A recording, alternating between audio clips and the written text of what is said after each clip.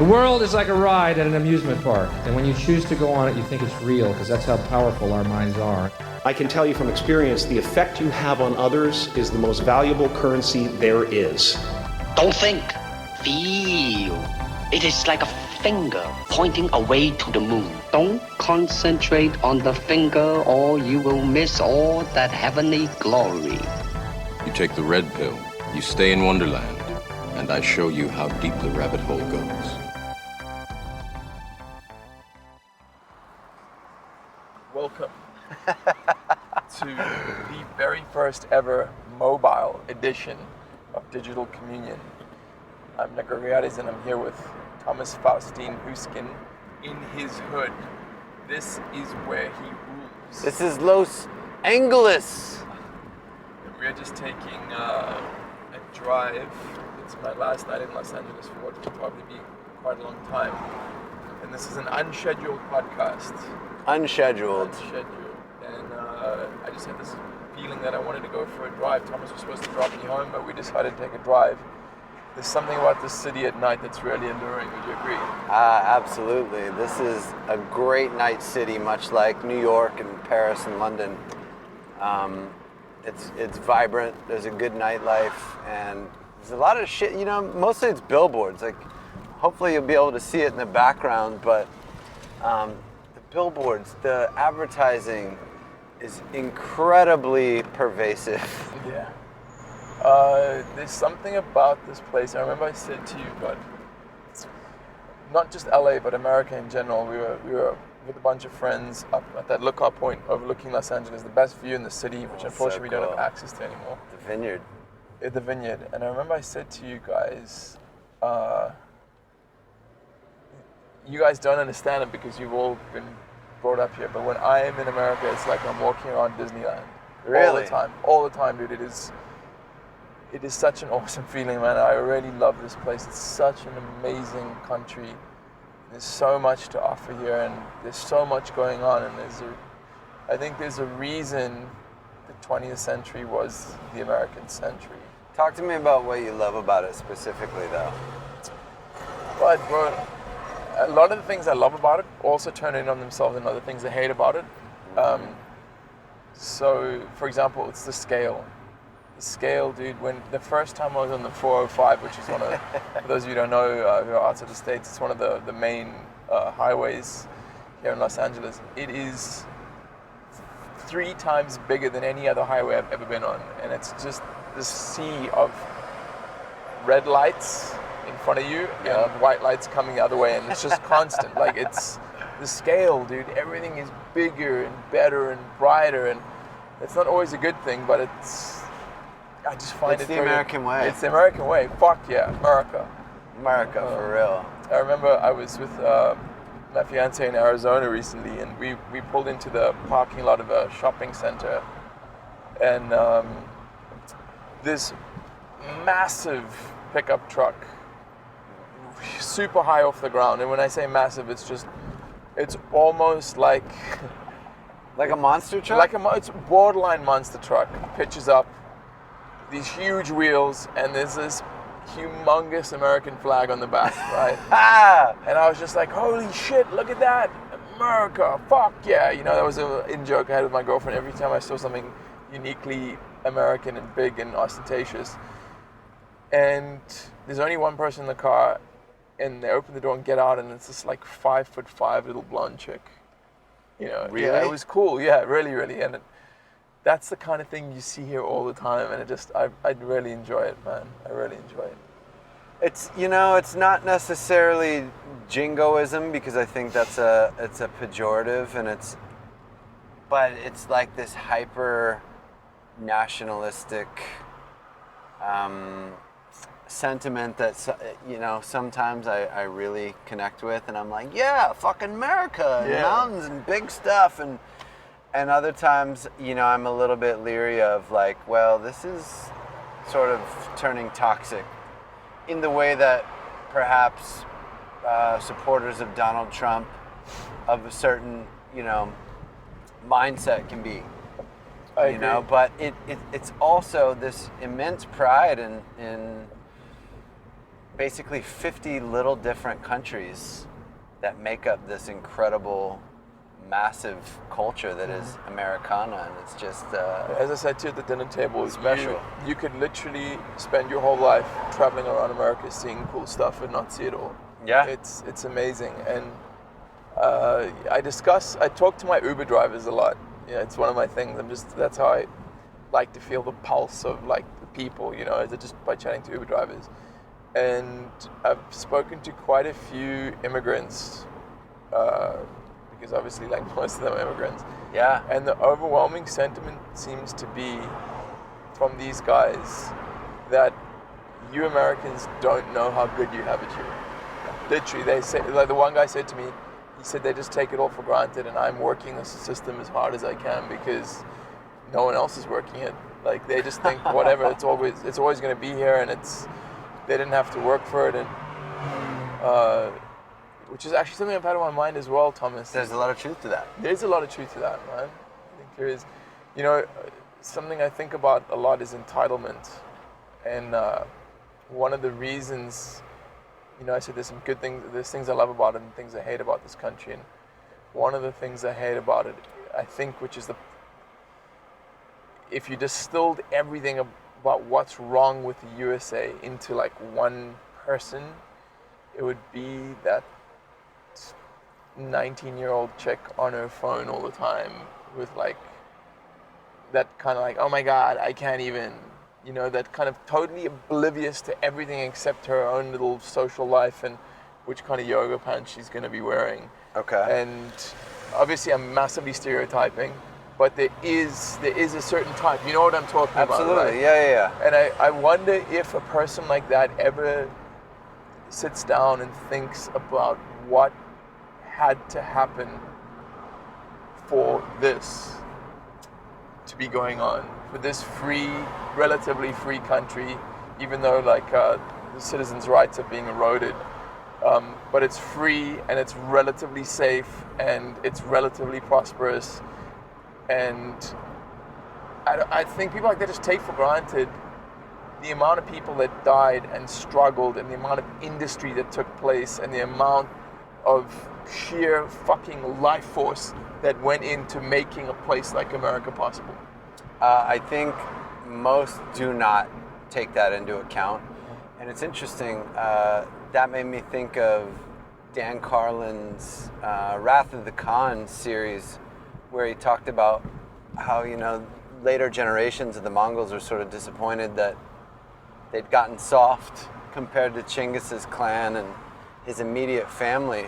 And then just a couple generations down, they were living lavishly and they weren't spending as much time on the horses and they weren't conquering the same way. Mm-hmm. And I think it's sort of inevitable, right? I mean, like in the levels of where civilization goes, people end up getting softer and softer until we turn into Wall-E, you know? Yeah, I like to think that that's not inevitable, but unfortunately, if we look around, there does seem to be a bunch of evidence of that. However, there are many examples, I'd like to think you and I being two of them, of people who take the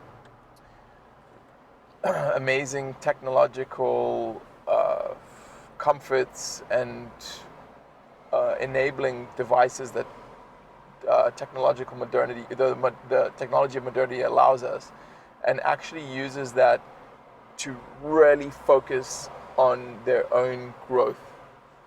You know, so like, for example, you have this car, but you're not using it because you're lazy and you don't want to walk everywhere. You're using it so you can drive to a fucking mountain to climb it. You know, or you're using your iPhone to look up workout routines or how to, I don't know, whatever it is, to progress yourself, as opposed to the chick I was talking about earlier who's just like, you know, like just totally, the Kardashians are the perfect example of it. Just totally soft, dude, like totally never had to work a day in their life, like takes everything for granted. And I think there is a middle ground. I think there's a lot more people out there who realize the danger of just being a Wall-E fucking character. So for you, one of the biggest dislikes is a sense of entitlement, which I think everybody can sort of relate to that and appreciate that. What else rubs you the wrong way? About the United States? Yeah. Well, I mean, this ties into many of our other conversations. I find it increasingly difficult to get a snack that has any sort of nutritive value. You have to either go to a Whole Foods or a reasonably upscale supermarket. But fuck, man, corner store or a 7-Eleven or a gas station store, trying to just get a snack that is not going to do something bad to you is pretty fucking difficult in my, it has been in my experience. And now, like, for example, this is Sunset, right? Sunset Boulevard. I mean, how fucking cool is this? It's fucking cool. This is fucking cool. For the record, this is not my hood. I live in Venice Beach, and not that I wouldn't want to live here, except for I wouldn't want to live here. So I don't think this would be a fantastic place to live, but I mean, we're gonna pass the Viper Room in a short while. Viper Room is where one of my favorite actors collapsed and died. I'm not happy about that, but it's cool that I can literally drive past it. It's just amazing. It's so cool to know that even though it's 99% a bunch of fake bullshit. Look at this, the where it all Body came Shop, from. live nude girls. Yeah. Should we go do an episode in there? Handbrake turn. Handbrake turn. Roxbury, dude. I mean, you've watched the movie A Night at the Roxbury, yeah? Totally. Like, it's just all those little references. Chateau Marmont. Yeah, it's amazing, dude. It's so cool to be here. Yeah, it's a far out town, and I mean, look, you could live a lifetime in LA looking at all the nooks and crannies, and that is sort of indicative of the greater value of the United States in that same way. But what we haven't touched on is like the natural beauty in the country. And I think that foreigners, people that aren't from the United States, get caught up in the dream that LA sells them, right? Yeah. That Hollywood sells them. Fantasyland. Yeah, but I mean, the celebrity and the movie stars and swimming pools and all the Beverly Hillbilly shit, that's cool. But you know what's really cool about the United States? The biodiversity, the geographical diversity, the fact that you can go, 14,000 feet up into mountains, and you can go to a place where the largest living organism on the planet lives, like the Sequoia National Monument, which or National Park, which I just went to last weekend. And it's like every single state has something like that. It's a lot like the continent of Africa in that way, right? I mean, Yeah, I love that about America, the biodiversity and the nature here is really on another level. But I don't know how many Americans appreciate that either. that's a good question. Quite a few, but not as many as should, probably. What is that thing George Carlin said in one of his stand-up routines about how America's got the most amazing natural landscapes and scenery, but all they do is just put up like strip malls. Where they'll go find the most amazing picturesque part of town and then just put up a strip mall. And put up a strip mall. Make sure it's got some fast food. But there is something about this city, dude. I've been here for 10 days now, and everyone always tells me, oh, LA is a sewer, and it's like the cesspit of humanity. And that's the Tool singer John Maynard Keenan, where he said he just hopes it all slides into the ocean one day. Regardless of all of that, there's an undercurrent, like an energy here that is intoxicating. I don't know if it's overwhelmingly positive or negative, but I can feel myself just driving along here, man. It's fucking palpable. Yeah, and I feel like that's a narrow view of Los Angeles. I mean, I remember sort of joining that chorus when I lived in New York and talking about how plastic and fake LA was, even though I'd never lived here. I think it's fashionable to talk about how vapid and, sewer-like this place is, but shit, people are breaking their necks to get here because it is fantastic. Yeah, it is fucking fantastic. And this, for many parts of the human game, for many of the different sub-games, this is the place where you come to play, bro. This is the place where you come to play the hardest. Sure. The highest level opposition and the most complex fucking games are played here, man. I would agree with that. I remember actually, I think I've mentioned on one of our shows, he's on an ayahuasca trip once it showed me Los Angeles and said, like, this is where, like, the game of life is. The cyclone is spinning at the fastest rate, dude. This is where, like, Really? yeah, it was a very interesting thing, and you can feel it. Surely, maybe you've been here too long, and it's kind of like you've become acclimatized to it. But man, I really am. I'm feeling it right now, in particular, on this very drive.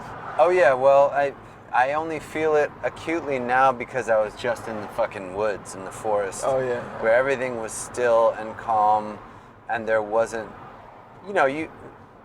if we put this in perspective, we're driving down the road and I'm doing complex calculations just in order to be able to keep this conversation going and keep moving forward in an automobile surrounded by a shit ton of other cars. In the forest, it's just like, well, I'm gonna get a fire going. Yeah, exactly. But also think about if Sam Ash, these are classic music stores. Okay. You go in there and pick up any guitar, the drums and percussion on this side. I've never actually played drums in there. I played a shit ton of guitars. Yeah. Sorry, what were you saying? Well, I mean, think about the kind of person historically who is headed out west.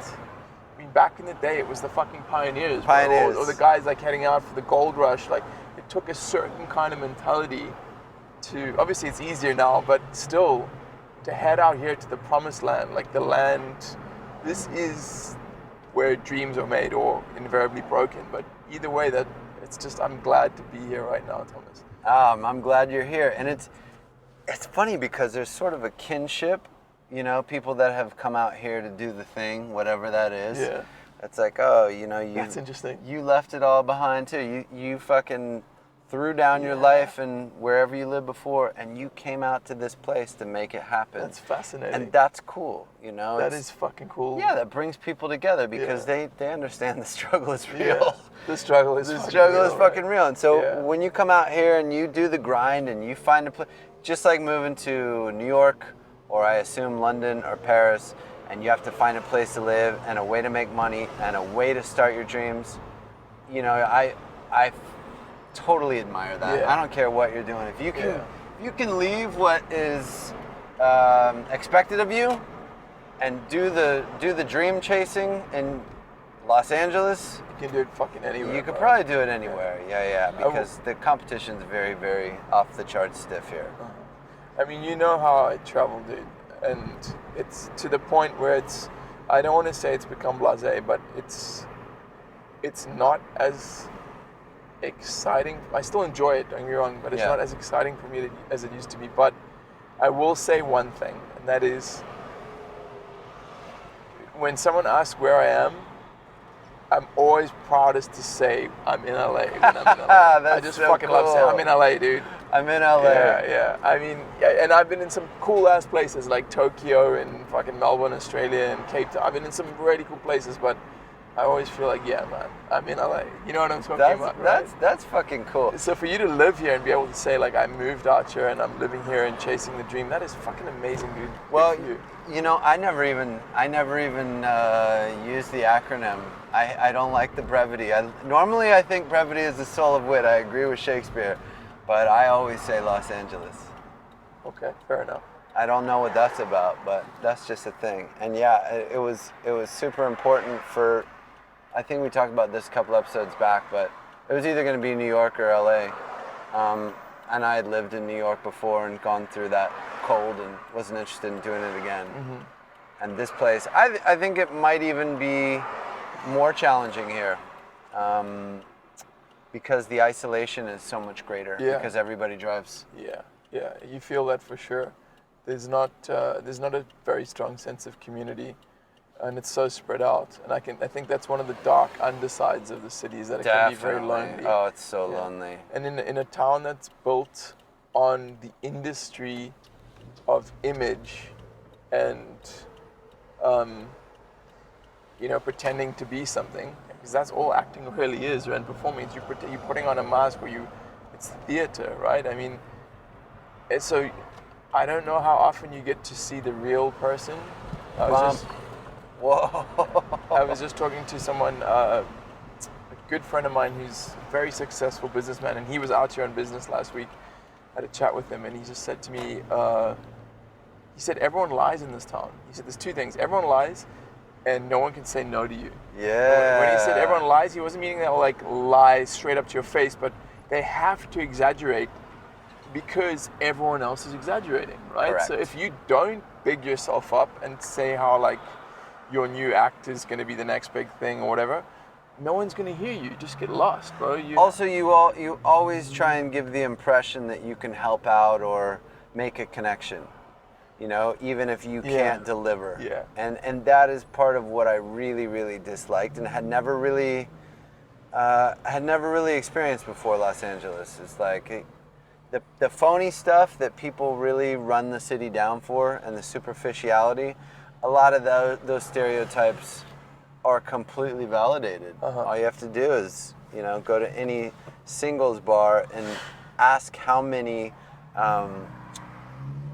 people are in the business. Like, everyone's a producer, an actor, a writer, whatever. Well, according to a buddy of mine, another friend who I just had dinner with, he's a recovering alcoholic. He's in AA, and he said to me, there are 2,500 AA meetings a week.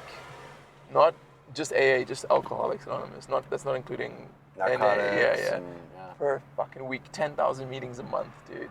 So I know like 20 sober people, and I've only been here for 4 years. wow. And it's just like, I'm like, this is the most, and yet it's a hard party in town as well, you know? Yeah. So, I don't know. Initially, when I met all the sober people, I was like, well, this is going to suck, because I want to still have drinks. I wonder if it is, the example I often use is, it's like chocolate cake. If you really like chocolate cake and you go eat like 10 slices of chocolate cake, you're suddenly going to stop liking it as much, right? Right. So I wonder if LA is the kind of place that, to get the most out of it and enjoy it to the highest degree, it's one of those places you just dip your toe in every now and then. If that's the case, you've had a pretty good dip with 10 days. It's been fantastic. It's been really good. Guys, thank you so much for listening to Digital Communion, the first ever mobile edition. If you enjoyed the show and enjoy what Thomas and I do, please head over to digitalcommunion.com, and over there you'll be able to leave a comment on the show. You'll also be able to click to go to the iTunes Hollywood and page Highlands. and leave a review. So until next time, 1,000 blessings upon you. And keep the faith, bitches.